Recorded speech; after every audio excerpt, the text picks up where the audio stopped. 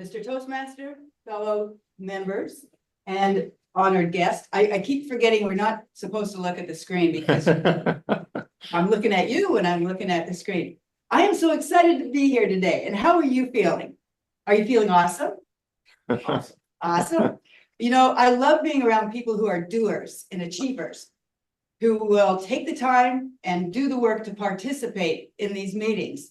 And I know you all have big dreams, things that you want to accomplish, change the world. And that's what I love about Toastmasters. That's why I wanted to rejoin Toastmasters, because I want to be able to learn and grow with the best. And that's why I'm here.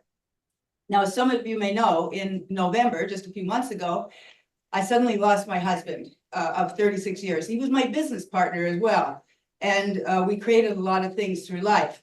So when he suddenly passed because of a heart attack, I was devastated. Quite honestly, I had to take several months of meditation and listening to a lot of videos and podcasts to try to say, you know, who am I now? Because I was so focused on him. What's my role in life? How do I take my business experience and my life experience and make it useful? And so I enrolled in courses, coaching courses, and so on. So I'm happy to say I am a certified life and business coach, and I am a speaker for associations and companies for their events. Now, I'm also just so happy, I'm actually overwhelmed and happy that I was able to partner with my husband in our business for those 36 years. And he was an inventor, he invented many things, but one of the things we co-created was the world's first virtual call center system.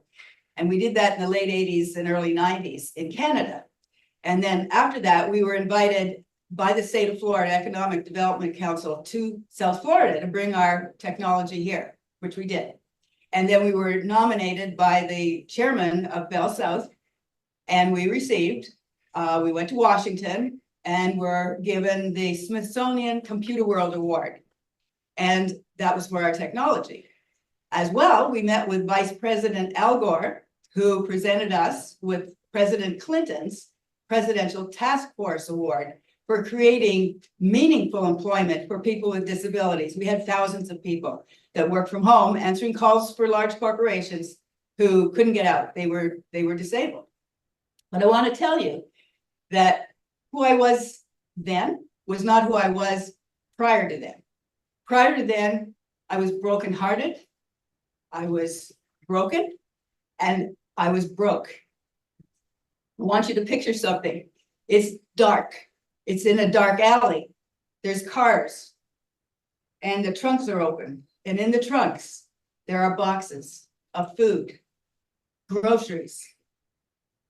And I'm receiving those groceries from my former employees who had smuggled them out of our grocery warehouse for us.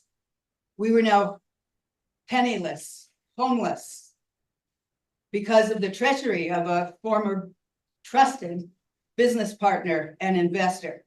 My cousin had to pay for a hotel room so we wouldn't be sleeping on the streets. And I knew that I had to go from a crawl to a walk, and from a walk to a run, and then from a run to a soar, but I couldn't do it.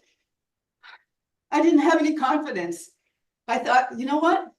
Who am I to do anything? I was a registered nurse. I was even a bank manager, and I was a stockbroker.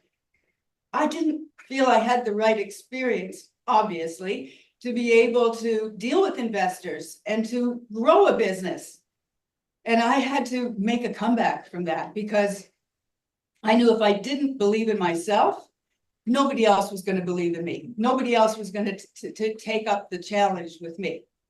So I realized I had to feed myself, my soul and my heart and my mind with positive thoughts, because if I wouldn't feed myself rotten bread, why would I feed myself rotten thoughts, right?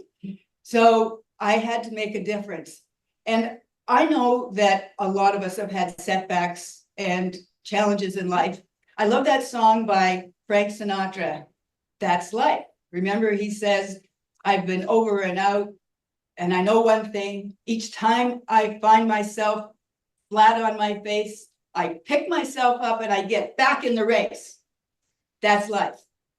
Now, have you created a business or got into a relationship and you found yourself flat on your face? Have you had encouragement or help to get yourself back in the race? You know, it's all about goals, but it's also about changing our habits. Can you actually take your goal and write it out on a piece of paper clearly to know what it is that you want? And one of the things I know is that if we keep doing the same old every day, we're not going to get there. So that's one of the things that I do as a coach. I help people identify what their goals are and help encourage them and bring out the greatness in them. And because of the coaching that I do, based on my life experience and my business experience, my clients have been able to develop their leadership abilities, their confidence, and achieve their goals. So I have a website. It's gailnichols.com, and I have a discovery call that we can get involved in. There's no charge. So I invite you to join me.